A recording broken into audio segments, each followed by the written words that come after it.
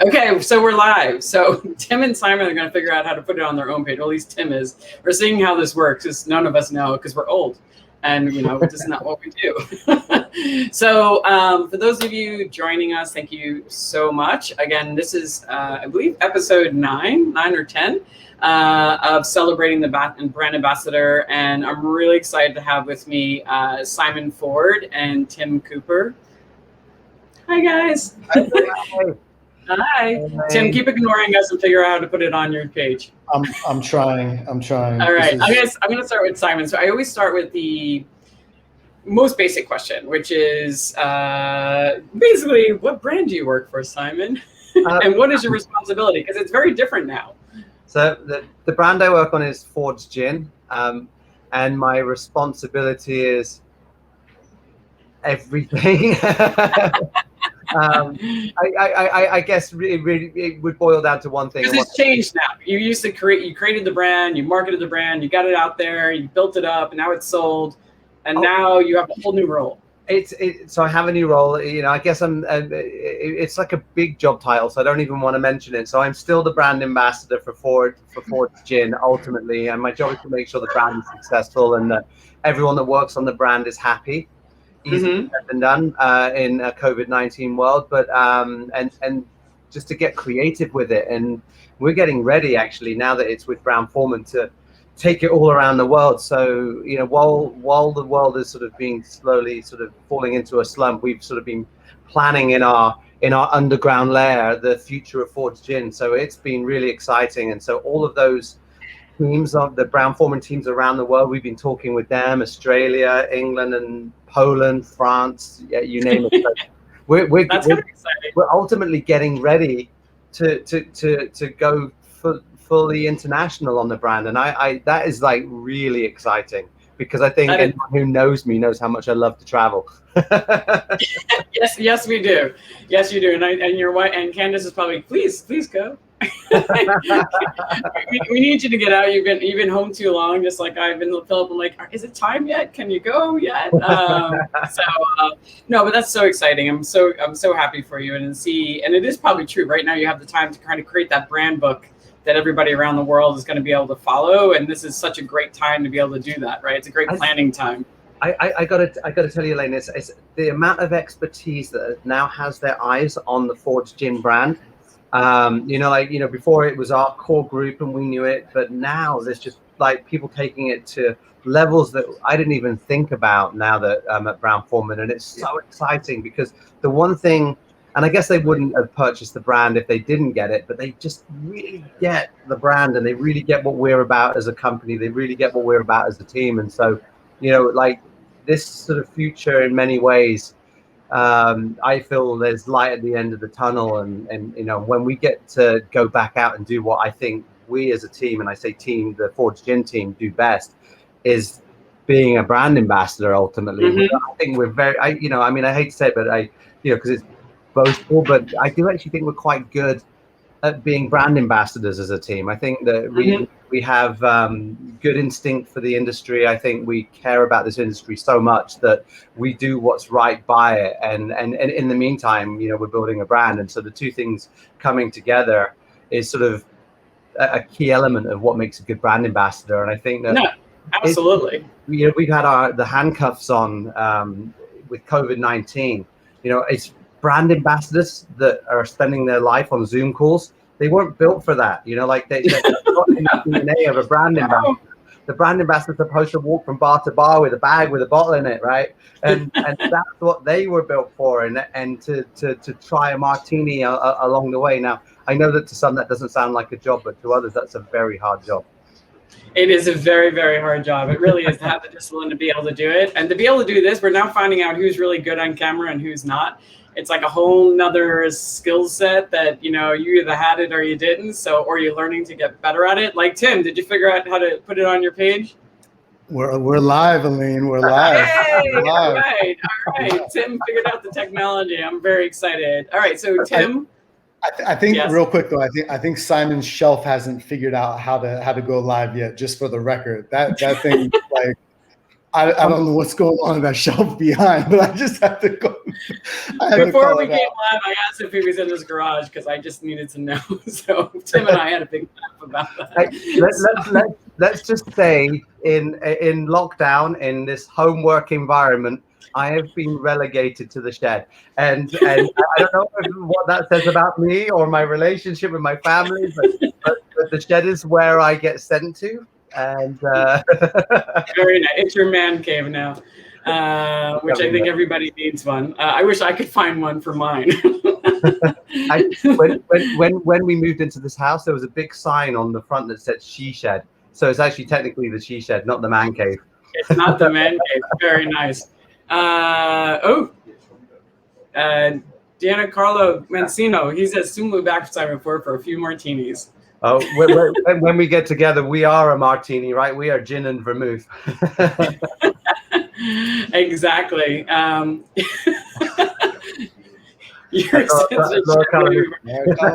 said, Laura.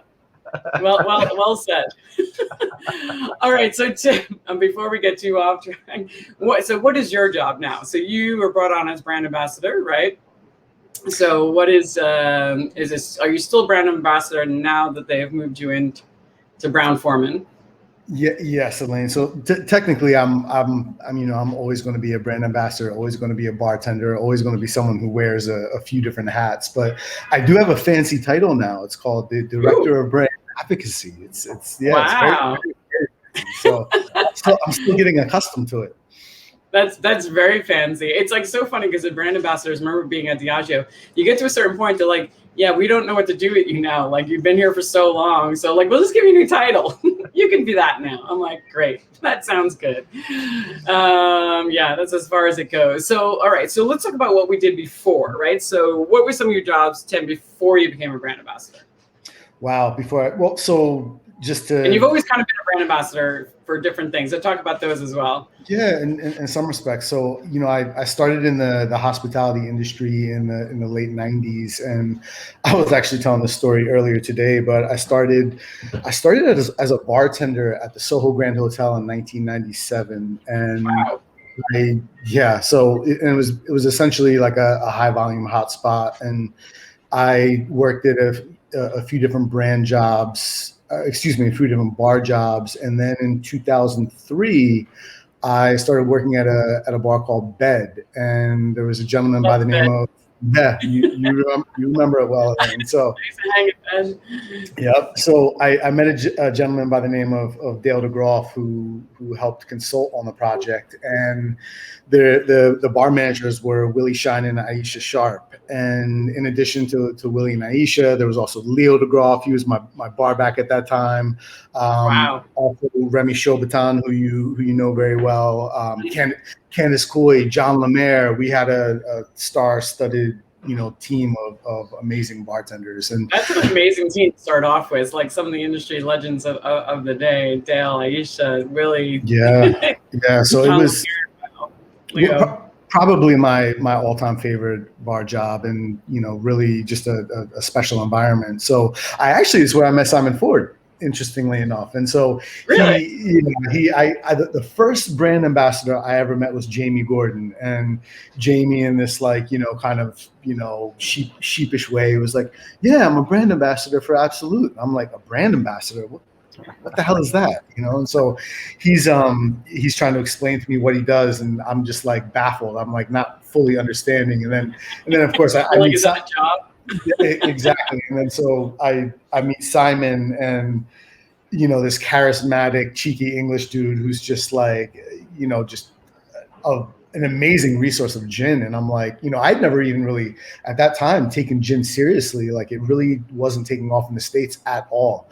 And he really just kind of stoked my interest in it. And, we became friends after that. And I started working some of his events at Tales of the Cocktail, the Bartender's Breakfast.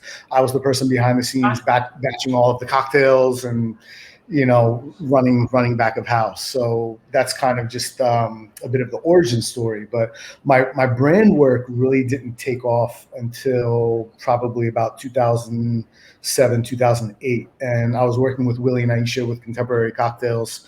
And we we took on a brand called Cabana Cachaça. So I was one of the first people running around talking about cachaça. And I have to let everyone know one of the worst cocktails, if not made properly, is a caipirinha. And being hung over from bad caipirinhas is the worst hangover ever. The worst ever. The worst. So it really is. So much sugar. Yeah, so much sugar. So anyway, I was with Cabana Cachaça. Then I started working with, about a year and a half later, I started working with Spring 44, which is a small craft brand out of Colorado. And still bartending throughout all these years. And so I was kind of, wearing that dual hat of doing some brand work, doing, still bartending. And then fast forward 2015, me and Simon start talking again, and he started the 86 company, and they were looking to expand the team. And I was just kind of like, I had 2 kids. You know that game, trying to be a bartender with young kids is just like not fair play. And it's not even easy trying to do it with a kid. I became a brand ambassador. I remember the career changed my life. I worked behind an office and a desk. I was doing all these events, but I was traveling a lot because I did all the events. And then I decided one day, I think I want to be the mixologist and a brand ambassador for Diageo. And everybody was like, I'm sorry, what? You want to do that? I'm like, and my husband at the time was like, why? You just had a kid. I'm like, I know, but I really want to be the mixologist. It's such a great job. And it was at 2005. I just given birth to Dylan. I was like, and I made an entire career change, but changed the trajectory of my life. So I used to strap Dylan on and right in the front of me in our little thing and go to accounts. And that was some good times. But yeah, it is nice because you have the stability of a company and you're getting a 401k. Hopefully, I don't know, a 6 company gave you, but health insurance. Hey, let's not go back to time. Forward. Small startup, so maybe not so much, but at least some health insurance, and you need that kind of stability. But I think, so Simon, you also started as a bartender, correct? I almost went around it the reverse way. I actually started working in wine shops. So bartending. So I worked in a series of wine shops, became a manager of a wine shop on the Strand eventually, after some in Bath, some in Brighton in England, and then eventually London. And I'm working in a fine wine shop, which happened to be on the Strand opposite the Savoy Hotel. So I got a little taste of cocktail culture because they would buy a lot of their strange, weird, and wonderful products from me at the Savoys, particularly from the American bar. And so that was really my first foray into sort of learning anything about cocktail culture. But then I would actually go and work as a sort of field marketing person at the big company Seagram's in the 90s. So I was a part of a Ideal Brands, which had been started by Oliver Payton and John Beach, and they were bringing in crazy, weird, and wonderful things into England. And so I was learning marketing on the job. And in that role, I met, Dick Bradsell, Douglas Ankara, Colin Appiah, all of the sort of London set bartenders, Spike Merchant and so on. They were working, and I sort of went, these bartenders are cool.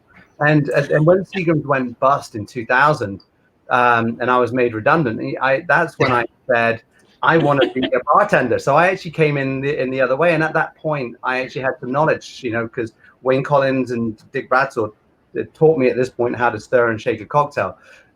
So I great mentors to start off with. Seriously, legends. Yeah, but of course, what I wasn't getting in that was real life experience, which is bartending. We all know the art of making drink is very different from the art of bartending. So I went into a bar job, but I soon got relegated to the bar back. And then had to, earn my way back up.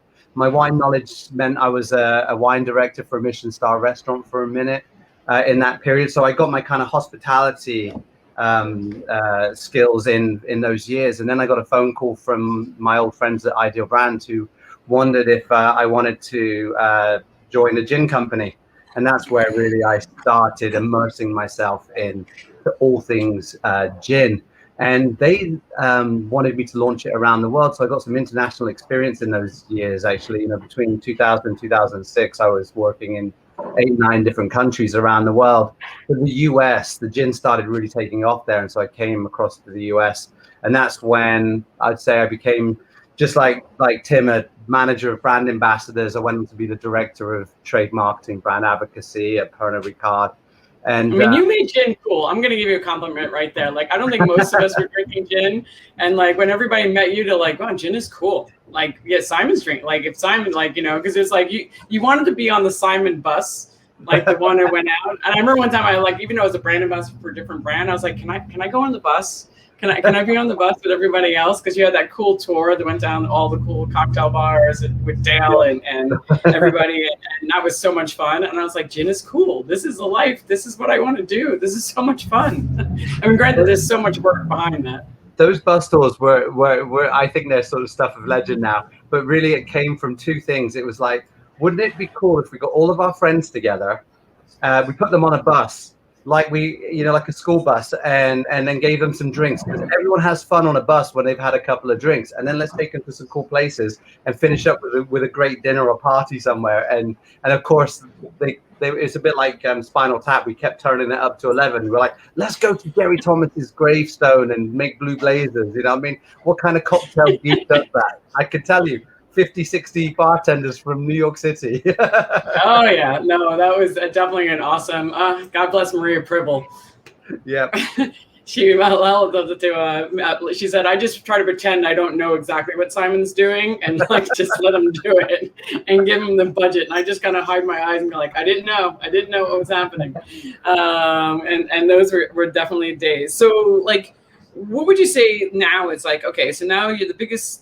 I had this question, I can't remember where I wrote it. So would you say is the biggest difference in work-life balance between being a brand ambassador and a bartender? We talked about this yesterday. Like, there's definitely a difference in lifestyles, not just in the job itself, but like how you're able to kind of complete your day. Simon, you kind of touched. Yeah. I was gonna say, that's going to be one for Tim, really, because I feel like I haven't been a bartender since 2001, and that's aging me somewhat. Yeah. But we're talking about being able to turn off the day. Like, when you're in this role now. The biggest difference for me was I feel like bartenders most definitely have a sort of energy to be able to look at minute details very quickly, very fast, put out fires very fast. If you think of every cocktail as a deadline, right? So now you have 1,000 deadlines a night, and it takes a certain person to really sort of function in that environment. And whether that shift was a good shift or whether that shift was a bad shift, you shut the door at the end of the night, you have your post-shift beer, but it's the end, and there's a way, and you shut off until the next shift. And when you sort of first go into a world of being a brand ambassador, now there's emails every single day. And there are projects that are ongoing, and some of those projects can be ongoing annually, and yes, stop. And as you are a personality type that was closing the door on things each day, now you can't do that, and it's very hard initially to cope with that. So I think that anyone that ever goes from bartending to any kind of corporate role has to figure out how to sort of ultimately control how they manage their time, and that's a tough thing. And that's why you find brand ambassadors are the ones that are in the bar till midnight or maybe later, but and then they're doing emails at 8 a.m. And that's those are the ones when you give that reality. I mean, Tim, now being in COVID time where you're just behind your computer all the time, is it even harder to kind of shut it off? Yeah, I mean, this is an unnatural environment, I think, for any of us, especially those of us who've worked in the bar industry in specific. We're used to being outside. It's unnatural for kids, let alone social creatures like us. But I was thinking about this, and it's being a bartender is shift work. You go in, you execute your shift, and you go home. And yeah, you might have had an easy shift or a difficult shift, but you can still close the door on it. Brand work is, so it's a bit of like short game versus long game. Whereas generally with brand work, you're building up to an event. You are, you have a project you're working on. You're tackling it day by day, leading up to the culmination of it. But it's also, you breathe differently. And what I mean by that is when you're dealing with human beings across a bar who are consuming alcohol and you're working in a high volume atmosphere. I mean, you used to see me at Gold Bar, both of you, and it's on your feet, moving quickly, your breaths are shorter, you're almost behaving like an athlete in some respects. Mm-hmm. And so when you're at home and you're doing brand work, and whether I'm working on a project at my computer or just getting ready to go out for the evening, it's a different play environment or work environment. I'm taking my time. I'm much more under control. So those would be some like really key differences. No, and it also can be tedious. I mean, God knows doing expenses or filling out the reports is the most tedious part of the job, but it's probably the most important thing. I always tell a brand ambassador, I'm like, if you don't want anybody to question what you're doing, just hand in your expenses and fill out your report. They'll never ask a question. Just make sure you get that in. I said, the minute you start being late all the time, they start questioning if you're actually doing your job right. To that point, there's a time discipline. It's because you in many cases you don't have anyone looking over your shoulder, so all right, I got to do these expenses. I have to sit down. You're going to be there for a few hours, and it's kind of a mind fuck. It's like, oh my God, if I got to do this, I don't want to do it, but you apply yourself and you force your way through it. Tim, it's on so many levels because then expenses are also the memory game. I don't even remember going to that restaurant.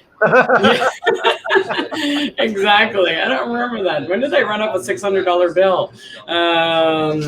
It is true. And it is a mindset. You do have to have more discipline, self-discipline to be able to self-starter, to kind of keep managing your time and moving, where I'm sure like working behind a bar, it's like, it's exciting. It can be exciting and fun and can high energy, except for on a really slow night. And also, obviously, being a brand ambassador when we're out and about, it can be exciting and fun. We've all had some great times, like the bus trip or just going bar hopping and getting to see our friends. But there's a lot of brand planning and sitting there and sometimes the stress of it, because did I piss somebody off? Like this, am I going to get in trouble for that? There's always that like worry in the back of your head. Like, it's like that, always that self-doubt. That's an interesting dynamic change there, Elaine, because like, when there's a problem on the shift, on your feet, thinking on your feet, like Tim was just mentioning, you have to solve it then and there right now. And so you get closure then and there right now. Whereas if you do something wrong in another environment, you might be waiting a week, and so you don't sleep for a week. Yeah, I've been the person who has not slept for a week going, my boss isn't answering my emails. Is my boss mad at me? Like, what's going on? Like, did they find out about that thing I did last night? And like, shit, am I getting fired? Like, if I go into the office, am I getting fired? I see that like at least once a month. Am I getting fired? I also found that it's really hard to get fired in a corporate environment, or else you really do something really wrong. All right, so I wanted to talk about, because we talked about something yesterday that was really cool. Like, so Tim, you've worked for brands, for a couple of brands, and Simon made a mention that you probably interviewed them as hard as they interviewed you, right? So tell us a little bit, like, what your interview, like, why did you interview the company so hard, and why do you think it's important for other people to do that? So, just for me, and however my personality works, and I'm still figuring that out. But I generally I don't jump from job to job, and historically, I've always put in at least 3 years, in some cases, many more. So when I was at the Soho Grand Hotel, I was there for 5.5 years. When I was at Bed, I was there for 3.5 years. Gold Bar, 9 years. And anywhere I go, I know I'm going to invest my heart, my soul, my passion into it. And I need to make sure people are going to approach it in the same way. Everyone's going to have their subtle differences, but you want to make sure you're aligning with people who, have a similar foundation and care about the approach in the same way that you do. So that's just the simplistic way to explain it. No, I mean, I think that's a great, and also, and Simon, I do want to ask, because I know you learned some things from Tim because you used some of the approach yourself, but it's also a good point you brought up about staying someplace for a while, because the biggest complaint I hear about so many bar owners during normal times was that so many bartenders just hop. They're just hopping. They're there, 3 months, 6 months, or they're never at one place for very, very long. And I understand sometimes you do have to move because it's not the right fit. But I think if you are going to give your time, and I know somebody who has to hire people or has to recommend people to companies, which I have to do often, I do look at your resume. And if you have a lot of transitioning, I'm probably not going to hire you because I want somebody I know is going to dedicate themselves, put some time in there. And I always know there's a case where it just wasn't the right fit and you didn't understand. But I think asking those deep questions, like, what are some questions you ask? Like, what's a good example? Oh, wow. I mean, wow. What do I? Simon, do you remember? I do. It was I loved the process. In fact, I wouldn't just say this is a process that with Tim when it just came to being employed, but I think that Tim, you're very calm and collected about a lot of decisions that you make for your team, for the brand, and that to me is really important. And again, you're thinking about transitioning from the environment of being in a bar where you fly by the seat of your pants to essentially being in an environment where a decision that you make can affect the outcome of the next 3 or 4 months of not just your work, but everyone's work, right? Mm-hmm. And so it's important to be surrounded by the people that you want to be surrounded by. Like, so Tim didn't just interview back at me. It was like, who else is on the team, and talk to them. And I've written this, I remember this bit, I've written this thing, I called it the manifesto. Why, I don't know, but it's like 86 company philosophy and so on. And I sent that to Tim. I said, this is what I believe in, and this is what I think the company believes in. And there were things in it like roll your sleeves up, like we roll our sleeves up and help whenever, and that was sort of born out of, I'd been to a lot of big parties at, say, Tales of the Cocktail, where the executives are just standing around, where the other people working on the party are like in the weeds and need some help, and I'm like, that will never be our company environment. And all of these things started resonating with Tim. And so he'd call me up and he goes, I have a question about this, point number 22 here, you say this, and we'll talk about it. And so it was very much, a lot of the conversations that Tim and I had before Tim came on board was around the philosophies. And because we shared aligned goals, we knew it felt right to work together. I would say this about Tim, and I'll say it about myself, but we're some of the most immensely loyal people you are ever likely to meet.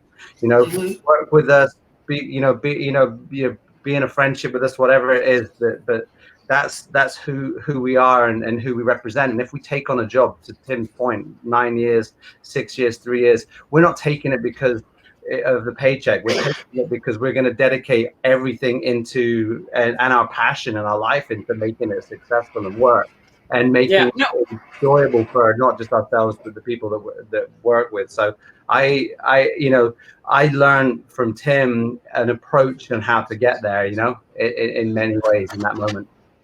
No, it is so true. Like I stayed with Diageo for 15 years because I treat that, that company like it was my own. And it can be heartbreaking when you realize they don't look at you the same way.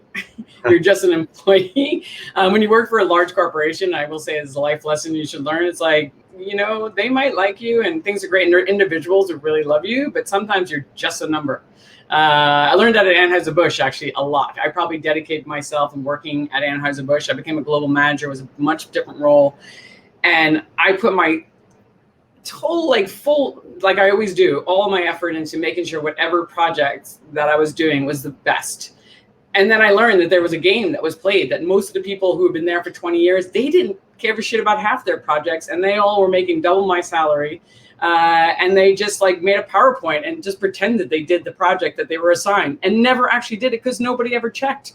And that was the way their company rolls. And I was like, I'm such an idiot, but I don't know how to do it half-assed. And I don't think any of us do. It's not who we are as people. It's like, you hire me. I always tell my clients now, I'm like, you hire me. I know I'm charging you this amount of money and it seems like a little amount of work, but I'm going to give you double that because that's just who I am. Like if you need an extra team player, I'm going to do it. So I think that just, who we are as people.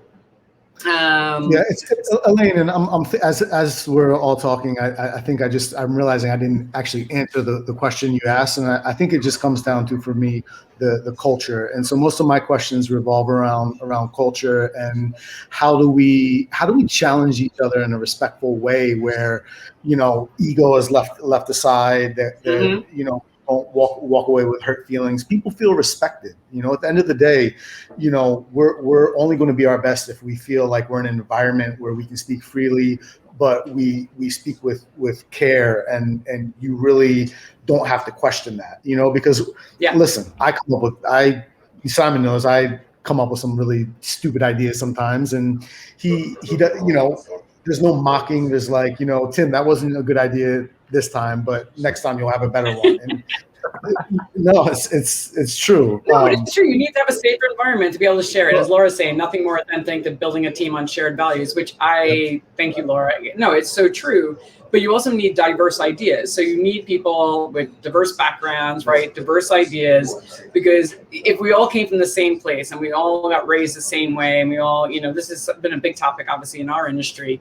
Because it's true, with people from diverse schools, diverse upbringings, diverse, ethnicities, whatever, and they're able to throw their opinions out there, you're going to get better ideas. And you need to be in a team, that you feel safe. Like you said, you can put an idea out there and it could be stupid, but Simon might tell you it's stupid, but in a nice way. Be like, no, not right now. They tell me about my stupid ideas too in a nice way, Elaine. This is a two-way street. Yeah, exactly. And which I think is important. That's how ideas are. If everybody's afraid to say what they're thinking, then nothing ever gets done, right? Exactly. All right. So Tim, all right. So you went from being a part-time, Tim, when you were part-time and also when you worked for 86 Company, your BA role included sales, right? Which not every brand ambassador role does. All right. So do you think it's important? Do you think every brand ambassador role, even if they're just ones that are about more of the marketing perspective, should at least have a good understanding of sales? Or do you feel it's fine? It could be, you could be like this, you just have a marketing role, just building the brand, and this role can just be sales, or you can have a combination. I know it's a convoluted question. Yeah, no, it's okay. It's and the easy, straightforward answer is I think everyone should be able to do some sales. And the thing is this: if you are not willing to, I believe in this product. And I think it's an amazing gin. It is a professional gin. The bottle is built for bartenders. This is something I would be proud to pour as a bartender. Why wouldn't I want to sell this? I want everyone to have this gin at every bar in the world. If you work for a brand and you don't want to sell it, and if you don't want to see it in bottles and bars, why are you working on the brand? I would suggest, look, everyone needs to make a living, but I think it's ridiculous to say like you're just doing advocacy or you're just doing marketing and you're not willing to, learn how to do some sales. It's vitally important, especially if you are a small brand. And listen, if you're not working for a big brand, you are inevitably going to be doing sales in some capacity. When I started with the 86 Company, you're a small entrepreneurial startup. You wear all kinds of different hats. You can wear your marketing hat, your event hat, education, and your sales hat. And I've been doing a lot of engaging and managing the distributor, and that is probably my least favorite thing to do. But you end up doing these things out of need because you care and you have passion about the brand you work for. So I think that also gives you opportunity to go into different roles, right? If you get that experience, because if you have that experience of being able to work with a distributor, understanding how to manage them, you could become a market manager. You can change positions if you want to, right? So you get that experience, and working at a small company does have that advantage in some ways. Like when you work for a very large corporation, you kind of have to stay in your lane a lot of times, and you might not get all that experience. Simon, did you ever have to do sales when you were with Pernod?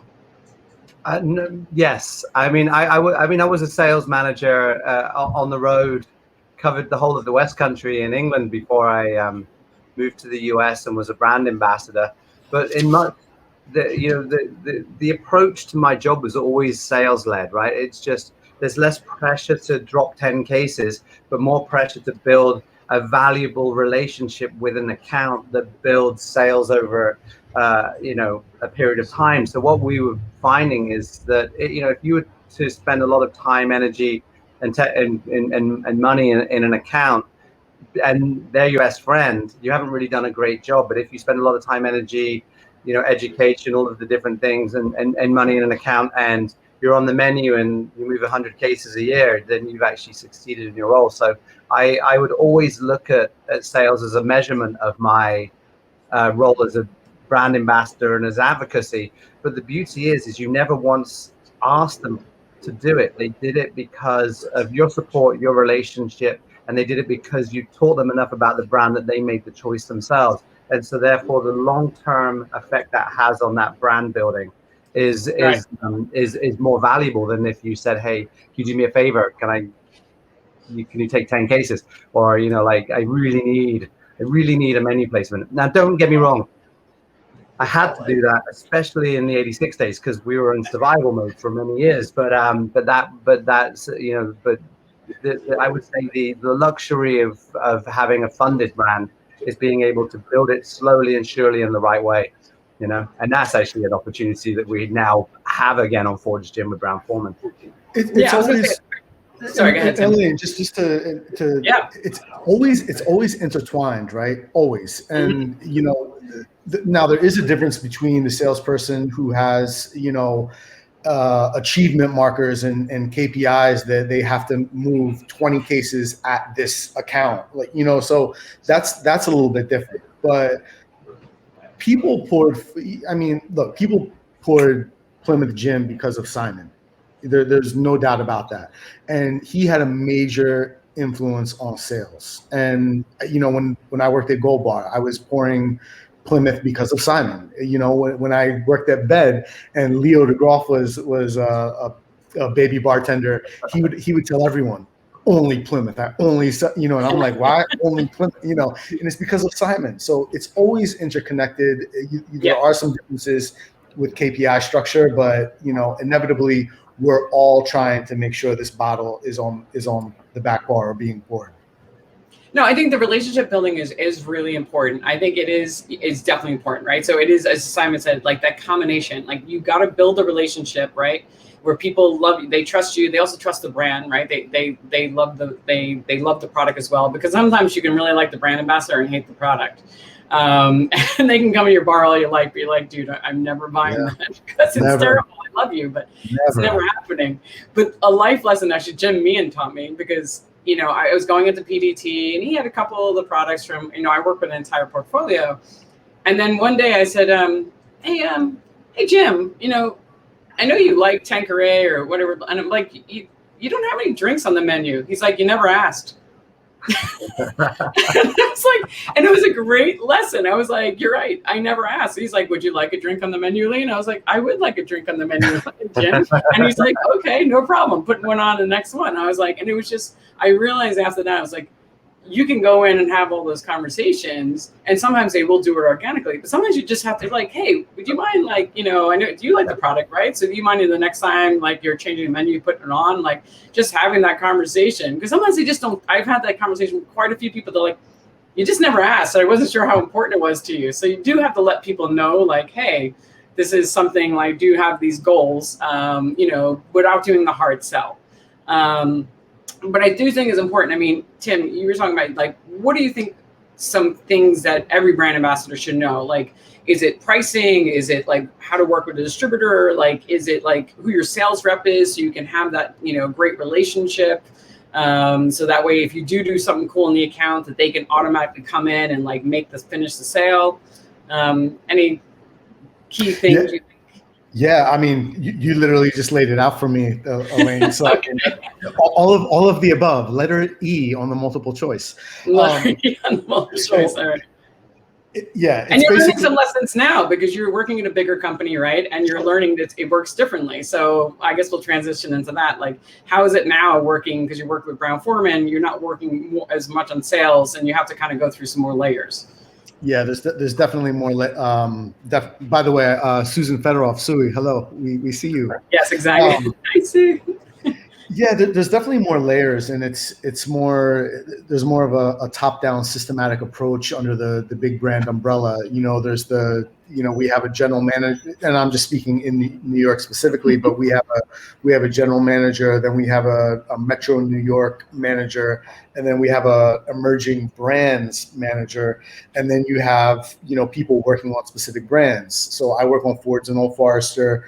Then we have a brand ambassador on Woodford, Michael Toscano, and we have then we have I believe like 22 people in the field here in Metro New York who are working on just the whole umbrella portfolio of Brown-Forman. So we obviously didn't have that with the 86 company. It was me and Martine, who also had a traveling role.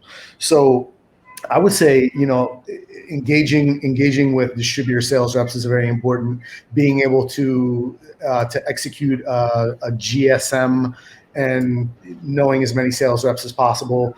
Obviously, you're going to have your key account list, but both on premise, off premise, and it's also important to just have your PR contacts as well. And Simon is someone who has, I feel, mastered that, and I've learned a lot from working with him.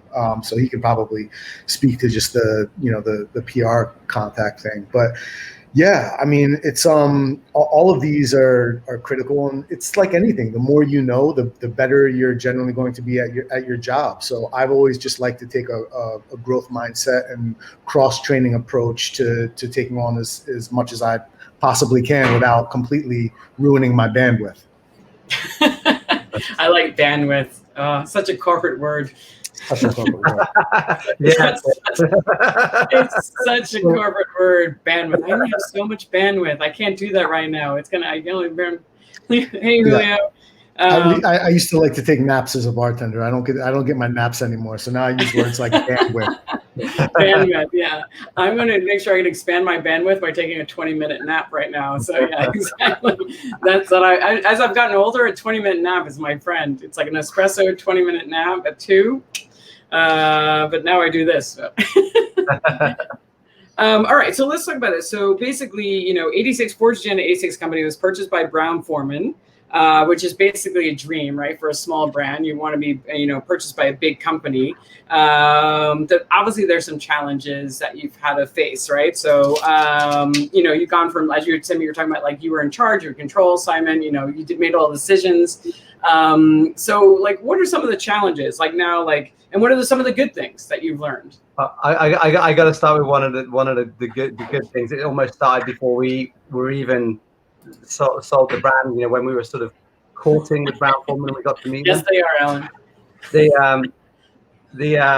We got invited up to the Jack Daniel's distillery, and I think that our friends at Brown-Forman at the time had us completely sort of pegged as characters, right? Because they put us with the master distiller there, this guy called Chris Fletcher, who, he took geek to a new level, right? Like I watched our team, like Joe Brook, Tim, just like fawning behind this guy as he talked about the molecular makeup of distillation and how the aging works and the whole thing, and he put it into such technical terms, and this was our language, and he spoke even more fluently, hence why he's now the master distiller of Jack Daniel's. But and so here we are, we're talking about a team that loves this industry. We love spirits, right? And we're working on Fords Gin, and now we're walking into a whiskey wonderland, right? With all of these experts. I mean, Brown-Forman, I think, is the only company that owns its own cooperage, for example. So you can now choose how, which is incredibly, it's amazing. The cooperage is fascinating. So, sorry, Sam. So all of a sudden, we're all of a sudden we're like kids in a candy store, right? It's like we're lost. I mean, I will never forget the look on Tim's face when he walked into the Brown-Forman headquarters for the very first time. It was just like the most incredible moment, because we had a one-person desk room at WeWork, which doubled as our storage closet, right? And and here we were walking into this incredible offices. They have an underground tunnel that connects 2 buildings, right? Wow. and it's like a multiple story thing, goes six floors. Like Tim's like looking around. It was incredible because of course I mean, if you want to talk about differences, right, if you know, here's an office that holds 1,200 people and from an office that had one person, and when there were two of us in it, it was a crowd. I picture your office being like the one you're in right now. Being like the shed he's in right now. Yeah. It looked like this, but it was smaller. And it was for an entire company, right? It looks like his shelf has COVID. Oh my God. And so the analogy that might paint is all of a sudden, you know, it's like walking out of a very small room into a palace. You get lost very easily if someone isn't there to guide you. So the challenge now was, who do I work with, and who do I talk to when I do this? And of course, you know, so for us, I had at least the sort of background of working for Seagram's in the 90s and Pernod Ricard. So I sort of, you know, from my perspective, I know how to navigate that environment. I know that there's going to be a department for, you know, legal, a department for procurement, a department, you know, and you know, and in many ways we're so used to doing all of that stuff ourselves. You know, now we're going to get to, as we pass off a lot of those responsibilities, we're going to be able to get back to what we're best at, which is brand building, without having to worry about a pallet that's stuck at the port somewhere, right?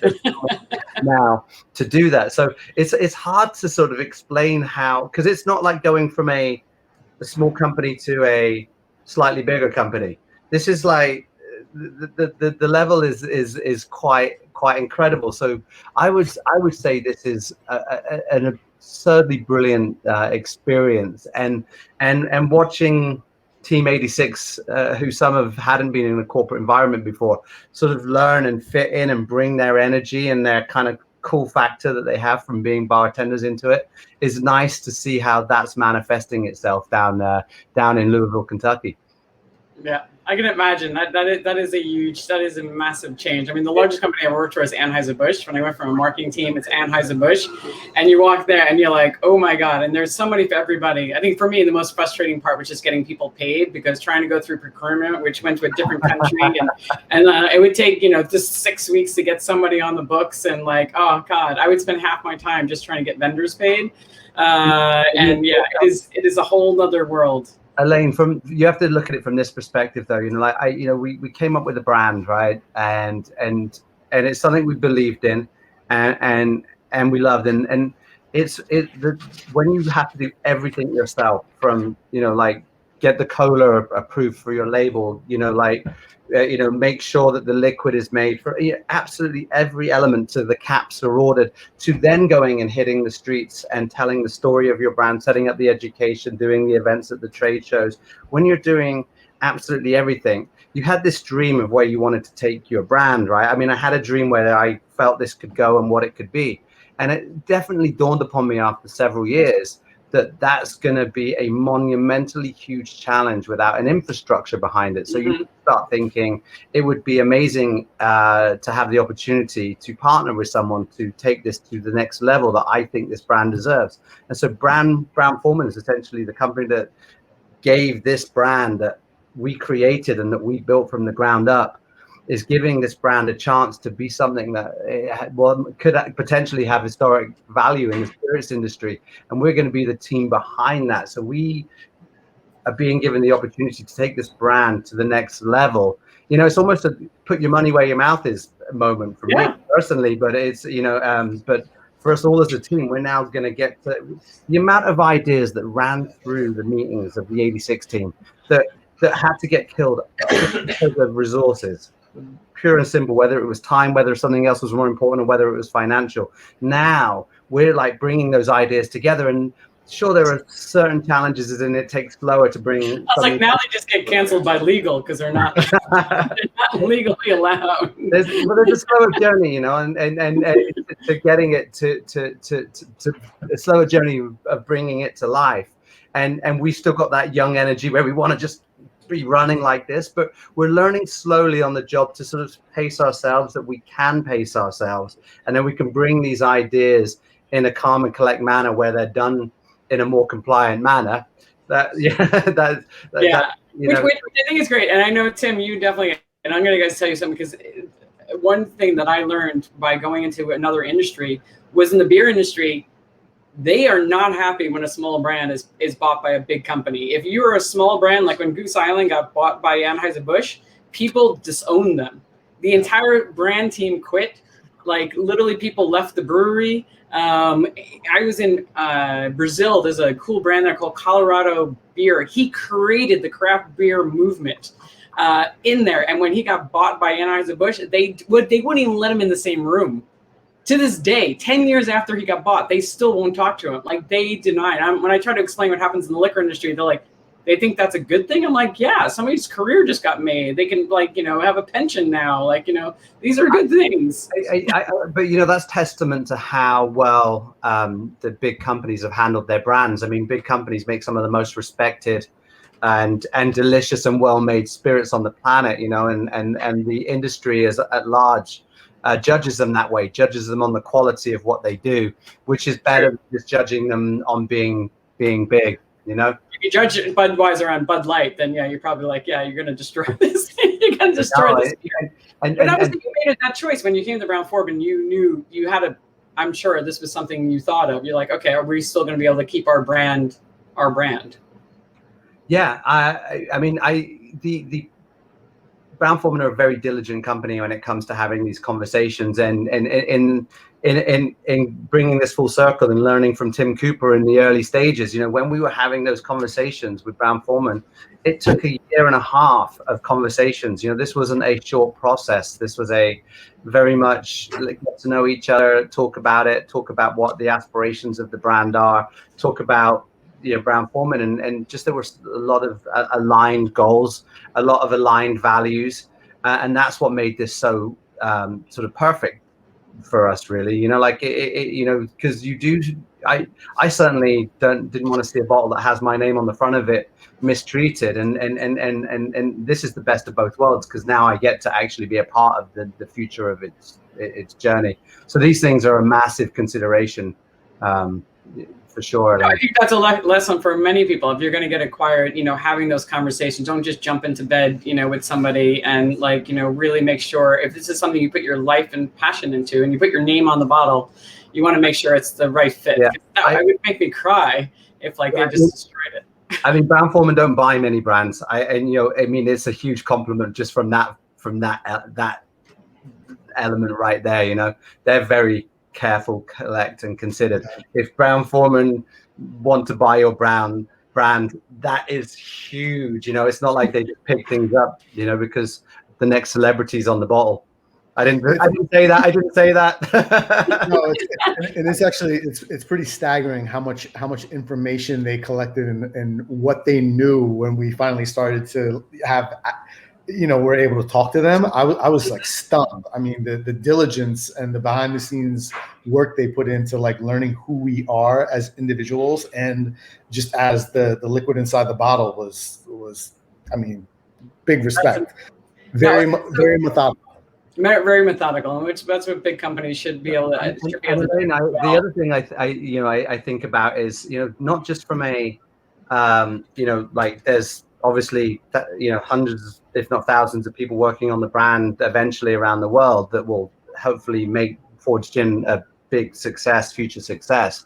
On top of that, all of the expertise internally that we might be able to tap into.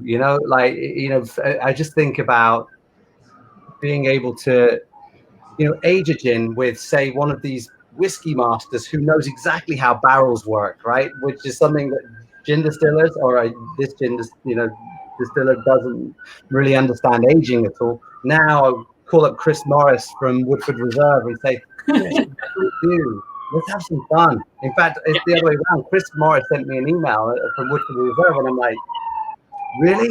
I mean, and of course that project hasn't happened because of what the last year has been like. But God, if we get to go and do that, and you're talking about, think about it, we've got Joe Brook on the team, Tim Cooper, myself, we're just going to be there like kids in a candy store going, how can we and what can we do in the future? That is amazing. I also know you guys are a very creative team as a bunch, and I know Tim, you know, it's probably just frustrating as a brand ambassador when you have some ideas you want to put forward, and now when you're a little company, you get away with a lot, but when you're in a big company, somebody at legal always has to kind of like look at things. I think that could be very, like your hands behind your back. Like, I really want to do that, but I can't. What are you asking me, Elaine? What are you asking? Is that challenging? I love legal. No, so I get in trouble.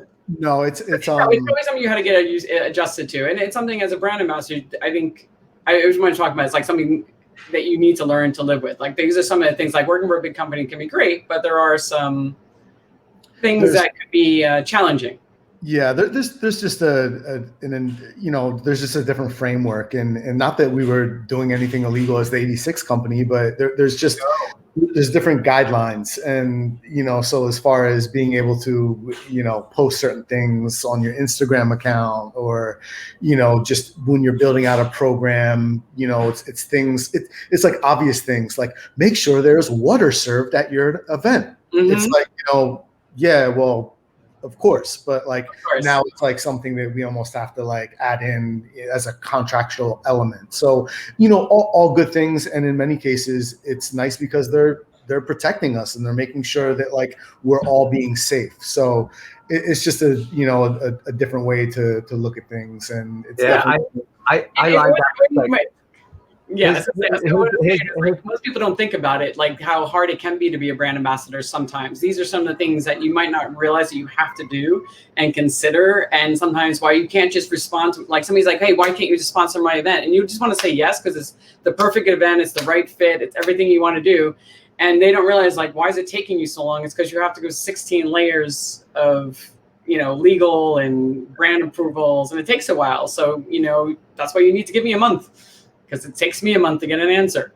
Yeah, that's I would say that's the big difference, just the amount of time it takes. But the good news is elite, and I can say this from past job experience to current job.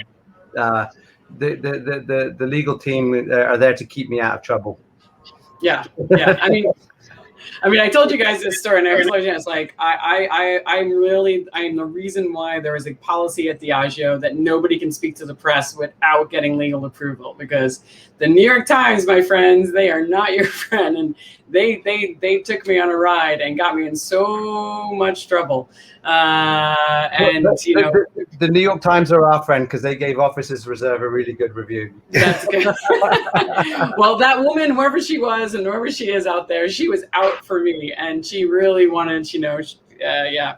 But and since then there's a policy in place because of it. I hope you're proud that you have a policy named after. I do. Your legacy carries on, Elaine. My legacy carries on. Whenever somebody says when they want to talk to me, they have to go get a legal approval. I'm like, sorry, that's because of me.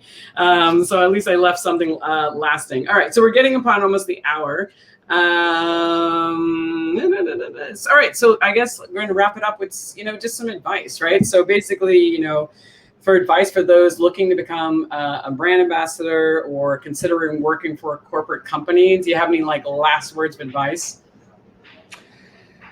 Yeah, I mean, so for me, it's maintain your hospitality approach. Take what you've and I'm making the assumption that someone is coming from the bar world, and as we all know, most of the brand ambassadors wise words, Dean.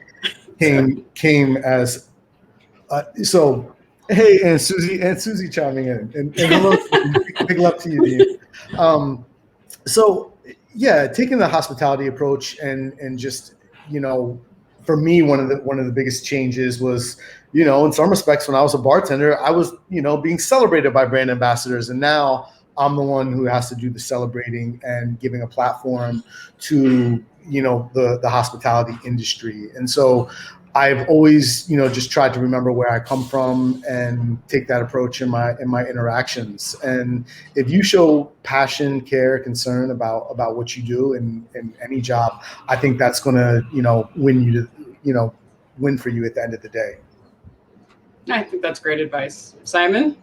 So I guess I've always, when I first started as a brand ambassador, it was definitely, I was passionate about my product.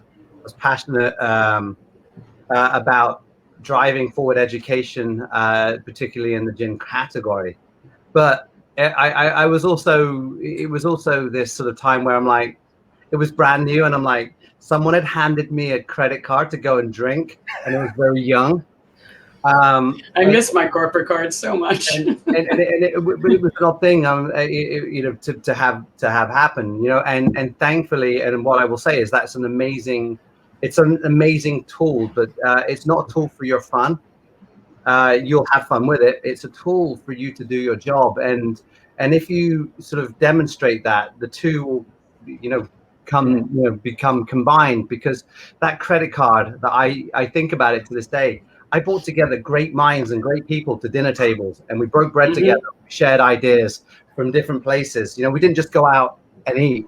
We went out with a purpose and a reason. We took people to visit our friends' cocktail bars who were trying to do the next great thing in the cocktail world, and showed other people it and celebrated them with that card. We decided that we could fly someone across from another part of the world to teach shaking, or teach someone how to carve an ice cube and an ice ball, so that other bartenders could share those ideas. And what I've seen with the latest breed of brand ambassadors that I deeply respect and love, which is something that we weren't really thinking about back then as much, is they have become pillars in the community. And that credit card has helped them bring people together to think about things beyond just what makes a great drink or what is about hospitality, but to tackle some of the issues in and around our industry, but again, bring people together for that. So for me, it's your credit card is your weapon, right? To do good for this industry. I've gotten past this, a brand ambassador as a failed bartender thing, and think of it more as an act.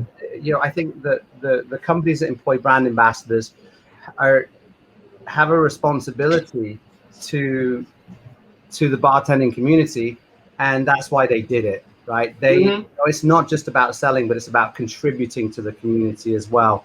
If you think about how it was done before the brand ambassador, it was marketing to the consumer. You sell our products at the bar. That the brand ambassador all of a sudden brought together everybody in the bar industry to be a part of that decision-making process and that education process, and then the things that have been built out of that make us all better. So I say, and this is such a funny quote to come from me, but respect the credit card. That is a funny quote. Respect the ship. Respect the ship, Simon. Respect the ship. That is a very funny. But I think it's true. Just to end on that, because I forgot to ask you that question, like how is brand ambassadorship change? And you're right. I think, and it is important. Like brand ambassadors now have platforms, and Tim, you said it too. It's like you're now able, if you're working with the right kind of company and your company respects what you're doing, you can say, hey, I want to build a platform that I can give other people a voice, and we have the budgets to be able to do that. That we can bring our community together and use that credit card wisely to be able to make that happen. I tell you, when we open back up, Tim and I, you heard it from us first, but come and respect that credit card with us, because it's been gathering some dust. Yeah. One more thing, just to add on, because Simon did mention that there's a lot of, like, I guess you could say, this new generation of brand ambassadors that is really taking on this like social mantra, and I just wanted to give a shout to that it's truly special. It's needed. This is something that wasn't talked about back in the early 2000s, and now, brand ambassadors have thrown the gauntlet down and said, no, we're going to be inclusive. We're going to make a difference in our industry, in our society. And so I just wanted to say, as someone who's been around for a long time in the industry, I love that. Keep it up. we need more of that, and it's beautiful. So I very much look forward to having fun with everyone once we get to open some things back up, and that's what I got to say about that. No, absolutely. I'm think just going that to quote Susan. Word. Yeah, word. Thank you, Susan. Well, thank you guys so much. It was so good to catch up with the both of you. I do look forward to having that martini, Simon Ford, the Ford's Gin Martini sometime soon. We actually have some here at the Liquor Lab, which we use often. So, oh, you're at the Liquor Lab? I am at the Liquor Lab. Yeah, this is the green screen at the Liquor Lab. So, yeah, Deb says hi. Tell Dev, Owen, and Co. I send my love. I definitely will. And also, Ian Tuck, the best brand ambassadors are amazing. Who brands hire for this role is a huge point of differentiation. That is true. Who the brands hire is a big difference. But thank you guys. Thank you, Ian. And thank you guys so much. So much fun. Thank you, everybody who tuned in and for all your comments. It's good to see everybody. And tune in next week. We'll be back. All right. Thanks. Bye, everybody. Thank you. Thanks, guys. Bye.